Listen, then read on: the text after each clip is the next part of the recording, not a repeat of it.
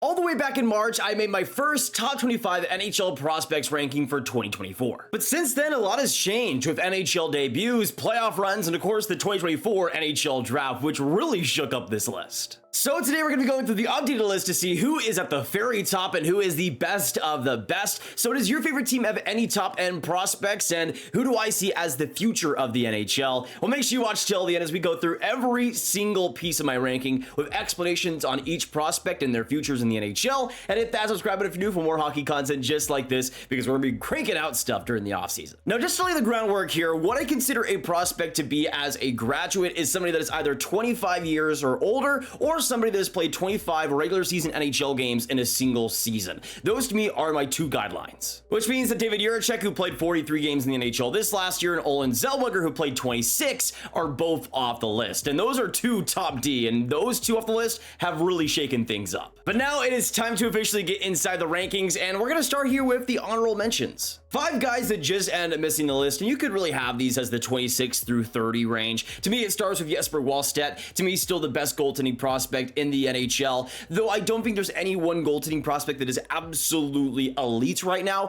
In Wallstedt's case, I still think he is the best, but even he's had some struggles here and there throughout the pro levels. I still think he'll be fantastic, though. You also got the pair of Chicago Blackhawks forwards in Oliver Moore and Frank Nazar, 2 guys who I think are going to be brilliant players in the NHL. Not elite, but 2 great offensive complementary pieces. You also got Jimmy Snuggerud, who is the future of the St. Louis Blues. Fantastic shot. He's really rounded out that offensive game in Minnesota, and that has been a great progression for him. Also, Alexander Nikishin as well is my final honorable mention of the Carolina Hurricanes, somebody that has just been dealing in the KHL and has just continued to put up great numbers. I think his game is a little bit simplistic compared to other top-end D prospects, but he's somebody that I think will bring a great two-way game to the NHL and probably be a great middle pairing D. Now, getting it started inside the top 25 here, he was somebody that was really high on last year's list, but I think drops mostly because of the 2024 draft, and Daniel Boots, somebody that I still do like quite a bit, and looking like a very good pick at 12th overall for Arizona, 6'6", 216-pound tank. Back in his draft year, really the size and the shot were the name of the game with Daniel Boots, putting up 26 points, 15 goals in 26 games back in his draft year in the MHL,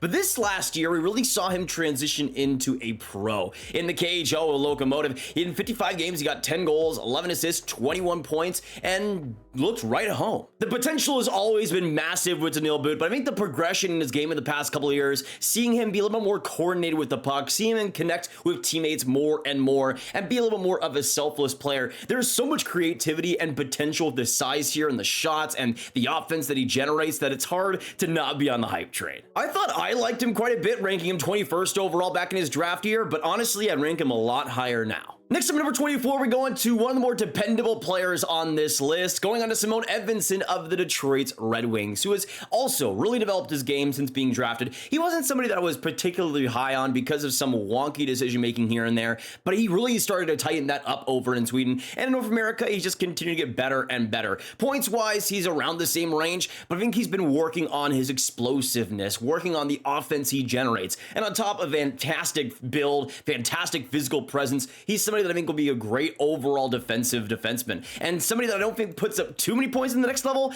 but pitches in when he needs to and puts up that defensive game that you want to see out of a top pick. And on top of another Detroit defenseman we're going to mention later on this list, the future for Detroit's defense is looking pretty bright. Now we go on to number 23, and still somebody that I see as an absolute steal in this last draft, and that is Cole Eiserman, now of the New York Islanders, which still seems impossible to me. 20th overall will never feel real to me, but even though I'm not the biggest fan of Cole Eiserman, I still think it was a brilliant pick and a brilliant risk to take if you're the Islanders. Exactly the type of prospect they needed in that system. The NTDP goal scoring record, we know that the goal scoring is the bread and butter there. The way he's able to release his shot from any direction, any position on the ice and get a bomb is pretty incredible, but he's somebody that anticipates play pretty well in that category, and around the net can be pretty shifty. And we saw in the second half the improvements in the defensive game, a lot more physical play, and even though it is by far not a strength yet, I do think going to BU, cooking there in the NCAA will be good for him, getting some more reps, getting some more opportunity, and even though Macklin Celebrini won't be there, he now has the opportunity to be the guy at a higher level. I'm really interested to see how he does in the NCAA because I think it'll demand so much from him, but I think Eiserman is up to the task, and with how he improved in that second half, I'm pretty hopeful. Now we go on to number 22, and going on to another Utah prospect, and also not the last, we go on to Dmitri Simashev, who is somebody that I have been a huge fan of for a long time. To me, was still the best defenseman in that 2023 draft, and we'll see how that ends up turning out. But to me, in Simashev's case, he's kind of up that same alley as Simon Edvinsson, but I think the decision making is a clear strength. He is so smart, especially with the way he skates. He is an elegant skater in every single way, and I think we started to see more of that used offensively as well in the KHL this last year. 10 points in 63 games isn't going to absolutely blow you away, but you got to remember that Simashev is a skating transitional defenseman first, and to be able to put those numbers still in the KHL is pretty impressive for his age. But I think with the base of skating, the defensive fundamentals, you got a fantastic defensive D coming up in Simashev, and somebody that will just log minutes effortlessly at the NHL level. Simashev was always a project. I still think he has a couple of years to go until he's completely NHL ready, but once he is there, I think he'll be exactly what the doctor ordered. Now, coming in just outside the top 20, we go to somebody that I will still fight for as much as possible, and that is Shane Wright of the Seattle Kraken. Now, since we made the video back in March, Wright's actually had a pretty good campaign. He, especially in the AHL playoffs,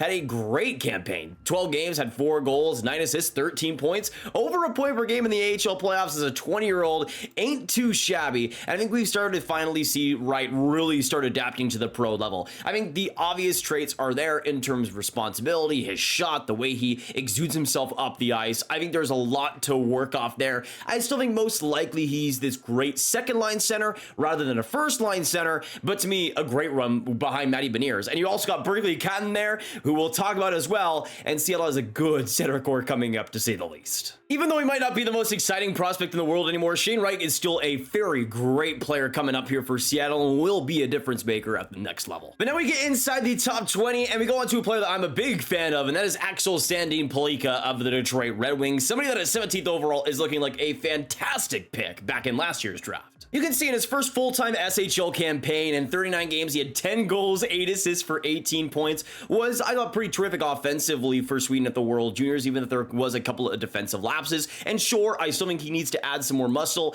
get a little bit more consistent along the wall, and especially behind his own nets. Not getting beats consistently, I think, is going to be something that he really needs to work on in the next level, and really needs to work on once he comes to North America. But I do think the base there of skating, of a passing ability, of that offensive shot, I mean, he was able to show that this last year in Sweden and show it at a massive scale back in the SHL. I think this is somebody that offensively just has so much potential, especially on a power play, to quarterback one and be a great offensive piece. You got Seider and Edvinsson, who I think are going to be more defensive in their primes, but Sandin Pellikka is going to be the offensive defenseman full-time that Detroit could really use. Next up, we go on to number 19, and another one of my favorite prospects on this list. We go on to Gavin Brindley, who, yes, wasn't a high draft pick at 34th overall, but I think just continues to prove to the whole hockey world that he absolutely belongs. He might not be the tallest at 5'9", but he can absolutely play. He was brilliant for Michigan last year and was one of the best players in the NCAA this last season, getting 25 goals, 53 points in 40 games, was a monster at the U18 World Juniors,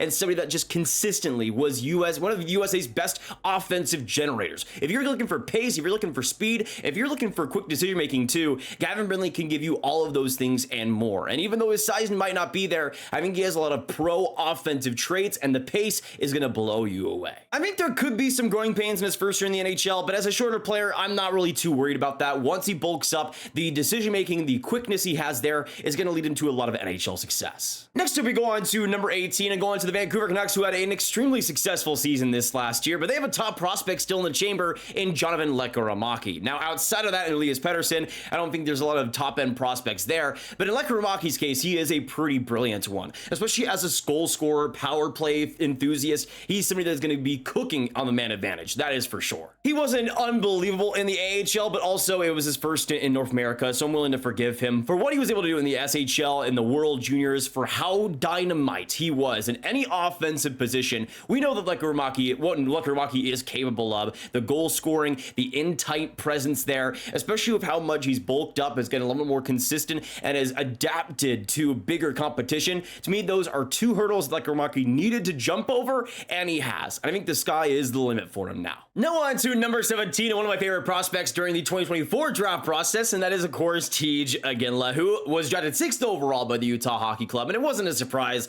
that some team took him extremely high in this last draft because the adaptability, the physical pressure, the overall game that Iginla brings is just so complete at such a young age, too. You can see what he was able to do this last year in the WHL and the WHL playoffs at the U18 World Juniors. Everywhere he went, Iginla was one of the best players, if not the best player on the ice. But it's because of the dog he has in him, the intensity, the board battles, the way he's able to win the puck off of almost any single player out there. It's honestly incredible, the pressure he's able to provide, the offense he's able to get from down low, and especially around the net. He's somebody that is just going to create havoc for the other team that he plays against every single shift, and Utah is going to adore him because of that. Now, just outside the top 15, we go on to one of the top defensemen from this last draft in New Calgary Flames, Zayne, who I think has the offensive potential to be a pretty special player. I do think in Parekh's case, there is quite a bit of boom or bust. I think his posture is still a main concern. Defensively, he can get beat quite consistently, and I just don't think he has the habits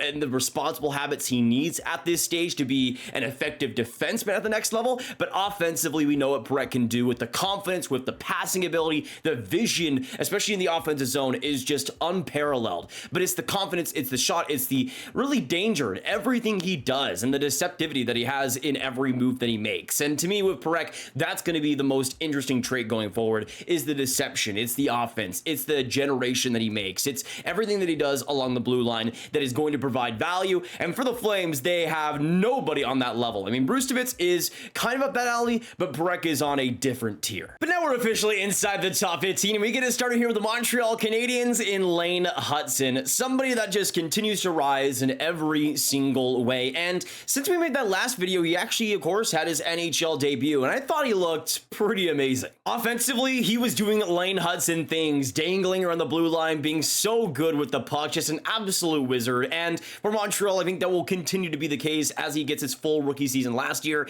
But you can see the progressions in his NCDP days, just dominating with BU and continuing to dominate in every single way. To me, with Hutson, the offense, the creativity, the transition ability, it's all at a top end level, and Montreal is going to adore it. Sure, are there going to be a couple of defensive mistakes, and sure, is he not the strongest player in the world? Yes, those are true, but if you saddle him along a great defenseman, Hutson can cook in so many ways and be the offensive pusher that Montreal really does need on that blue line. Moving on to number 14, we go on to another original 16 as a top prospect in the ranks, and we have Gabe Perreault now of the New York Rangers. Another player just like Hutson that has continued to improve and improve. I was a pretty big fan of him back in his draft year, ranking him inside my top 15, but he was somebody at 23rd overall, was pretty instantly a great pick for the Rangers. And sure, are there still some issues with the speed that he generates and how he's able to accelerate? I do think there is, but I do think there was improvement this last year in the NCAA, and you were able to see just how good he was for Boston College. 60 points, 36 goals, the vision, the playmaking, the way he's able to read the ice and work off his teammates. He is the perfect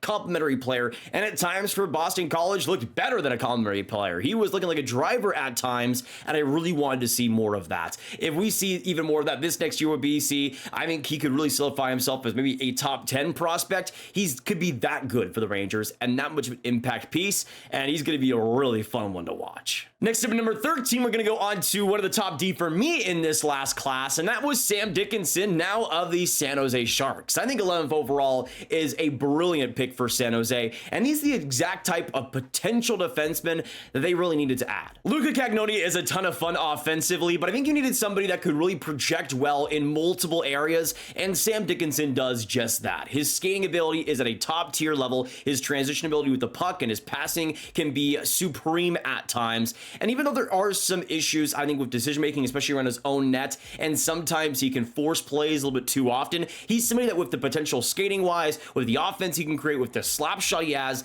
and just the physical play that he can bring, is somebody I think you could put in any one direction. You could have him as a two-way guy who could specialize in both areas. I think Dickinson could be a top pair D if it all works out, because the potential here is just unbelievable. Now we're going to go from SoCal prospect to SoCal prospect, and next up we go on to Brandt Clarke of the LA Kings. I think Clarke and Dickinson are honestly pretty tied for me in terms of value at the next level. Clarke, of course, leaning a lot more offensive, and even though I think there are still a couple of holes here and there in terms of dependability and physical play when he's really tested, Brandt Clarke can still put up great offensive numbers, and I think he will this next year for LA. He's really the, I think, biggest change for their lineup going into next year. He's somebody that's going to make a major difference on the power play, and hopefully will be a little bit more trusted than he was this last year, because honestly, I think he's just an NHLer waiting to happen at this point. I think kind of like Axel, Sandin, Pellikka, you might still have to shelter him a little bit, especially once he hits the NHL level, but I think he's somebody that you're willing to shelter because he is so good offensively and can bring so much. And I think eventually he could be passable defensively,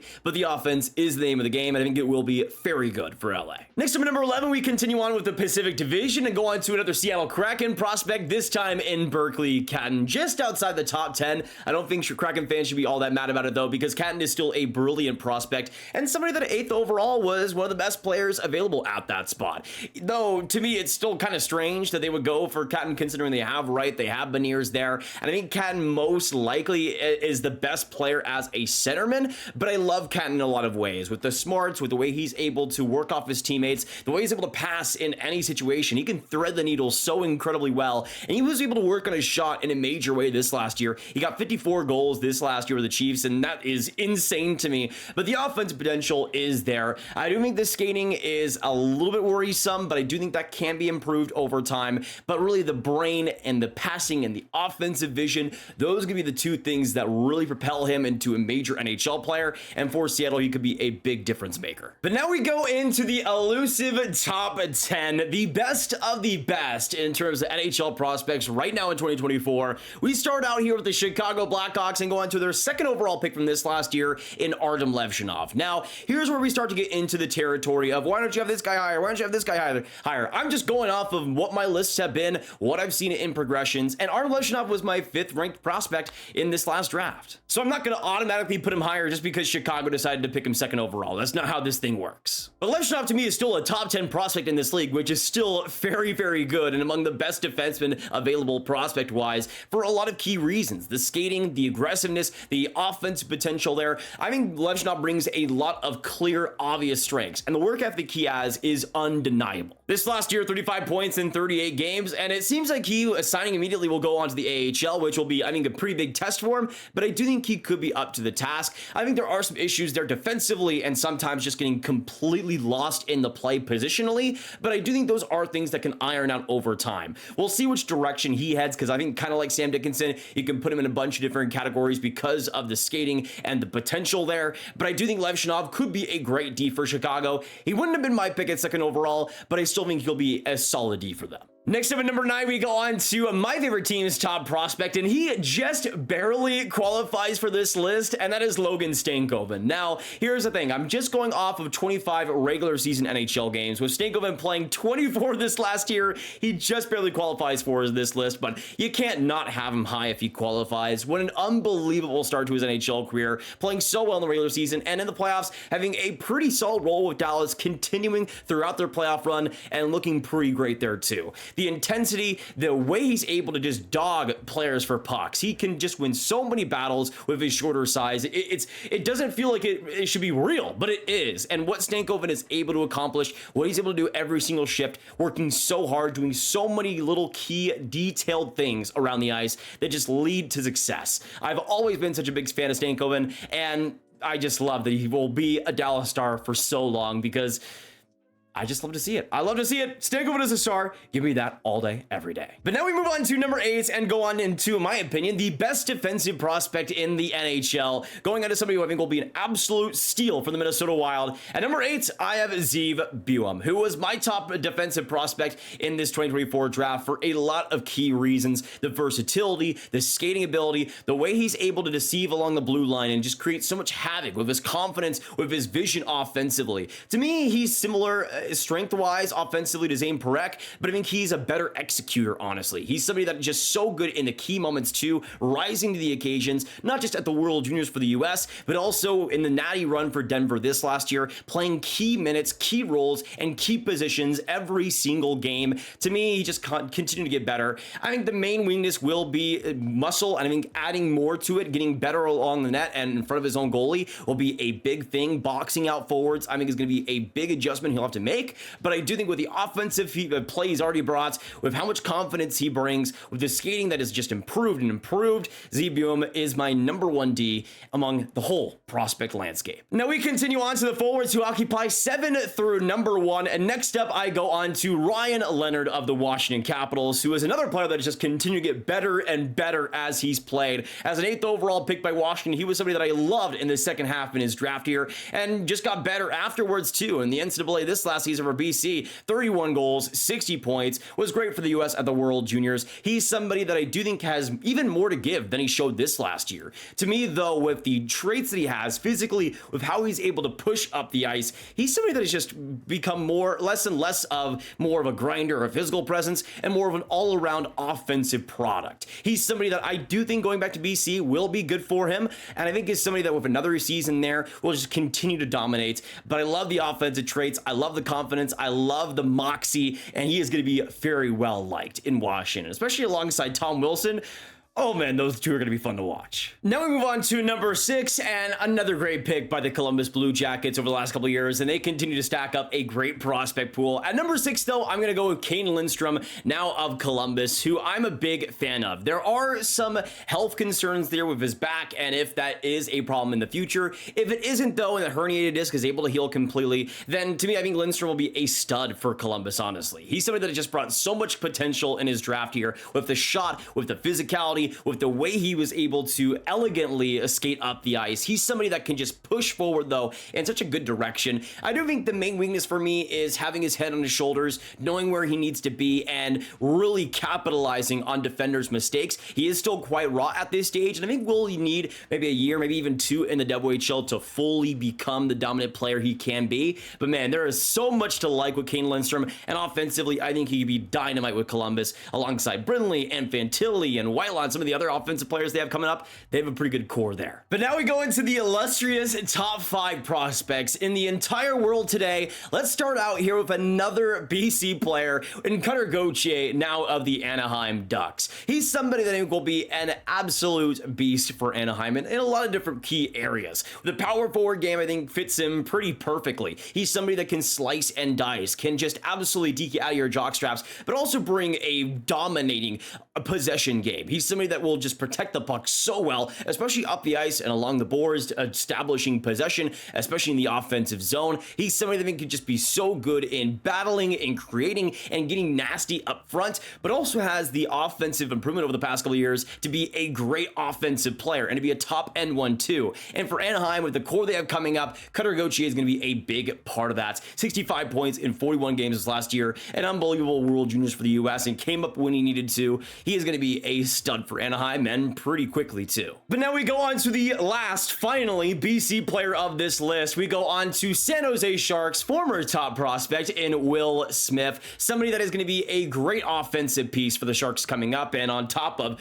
who is yet to be named, will be a great center core as well for San Jose. I love Will Smith for a lot of key reasons. You see what he was able to do in the NCAA in his first season, 71 points in 41 games, just unbelievable talent there. With Will Smith though, I think the main things that really propel him forward for me is the creativity, the talent offensively, the vision and offensive play he has there. To me, Will Smith can just do anything on the ice he needs to. He is almost instantly the most talented player on the ice. To me, there are some things there with the decision making, and sometimes there are some questionable plays here and there. But when Will Smith is cooking, when he's doing his damage, he can do so much. And I do want to see him become more of a 5-on-5 presence and a little bit more of a consistent player versus top physical pressure. But I think that's something to learn down the line with San Jose. Jose, you'll instantly become a good power play force and somebody that in the right positions could just be a great offensive talent, and that's what San Jose drafted him to be. Now we go to the top 3 here, and you could probably understand who's number 1, but to me the great debate here is between 2nd and 3rd overall. Who do you go for between Matvei Michkov and Ivan Demidov? And this is a video that I'll probably end up making in the future, comparing these two, seeing who's better for me ultimately afterwards. But as of right now, for this list's sake, coming in at 3rd overall, I have Matvei Michkov of the Philadelphia Flyers. Now again, this is something that when I make that video, I'll touch on as well in that, but I do think even though Michkov is a little more translatable in some areas with the board battles, with the physical play, I do think Michkov brings a lot in that area that is kind of understated. I do think he has quite the offensive potential that Ivan Demidov does have, though at Michkov, he will still be an offensive force. I think he's a little bit less creative, a little bit less of a dynamic player, but I think Michkov is more of a finisher. So it just depends on what you prefer more. And you can see this last year in the KHL, 41 points, 47 games, 19 goals. He has been an absolute stud everywhere he has played. And for Philly, I think instantly becomes one of, if not the Calder favorite for this next year. He is going to be an elite player. And hey, 3rd overall, that is going to be an incredible franchise-altering talent for Philly, which is something that, like Kaprizov was for Minnesota, was desperately needed. But then that leaves us on to number 2, and of course I got Ivan Demidov of the Montreal Canadiens. Unlike Michkov, hasn't signed yet, but I don't think that will be much of a problem. To me, like I mentioned before, the main difference is the creativity, it's the offensive pace, it's what he's able to create. Ivan Demidov is more of a creator, less than of a finisher, but I do think his goal scoring ability also is pretty underrated. 23 goals in 30 NHL games this last year. Really the main concern is that he hasn't played much against pro competition, and that is really the big thing that you could have against Demidov, that you could have for Michkov, but I don't think it'll be much of a problem for Demidov with the way he's able to push against big pressure, especially in the second half, how he was able to improve his overall game and be more of a transitional talent too. To me, Demidov just has so much potential to be an 100-point player for the Montreal Canadiens, to be an elite offensive force in this league, and all the talent, all the deking ability, all the potential is there. Montreal just has to mold it, and with Marty St. Louis' track record, I think that's a pretty good likelihood. But going on to number 1, it shouldn't be much of a debate. It shouldn't be much of a surprise whatsoever. With the 1st overall selection, the best prospect in the world today is Macklin Celebrini of the San Jose Sharks. A franchise-altering talent who, albeit doesn't have the offensive potential I think of an Ivan Demidov, is pretty close in my opinion while bringing so many good pro habits. I mean, good old Canadian boy, but in Celebrini's case, he has consistently been the best player on the ice. Winning the Hobie Baker in his first year in the NCAA is almost unheard of, and he's somebody that I think was just dominant, deserved that award with every game he played. 32 goals, 32 assists, 64 points, was brilliant at the U20 World Juniors as well, was by far Canada's best player. He's somebody that I think is just going to bring so much with the defensive game, with the responsibility, with the vision, with the offensive creativity, the shot, the way he's able to work on the power play, the way he's able to deceive. I think there's so many things that Celebrini excels at, and on top of that, you got a great work ethic, you got a fantastic character, and you got somebody that could be the next Taves or even better perhaps offensively. Just a brilliant talent here for San Jose to work with, and the future of the NHL. But those are my rankings for the top 25 prospects today, and I hope you guys did enjoy. Of course, I would love to know your thoughts down below on what you guys agree, what you guys disagree with, and what your top prospects in the NHL would look like. How would you rank these guys? I would love to hear all your thoughts down below. Of course, make sure you hit that like button, hit that subscribe button, hit the notification bell if you guys enjoyed today's video and want to see more videos just like this. And of course, share the video with all the hockey fans you guys know online. Get the prospect rankings out to them so they can be educated on all the prospects out there. And click on this card too for all of my rankings content in one playlist right there. A lot of good draft stuff there as well that you won't want to miss there. And I will see you guys in the next one. I hope you have a brilliant hockey day and drink some water for me. I'll see you guys though, and goodbye.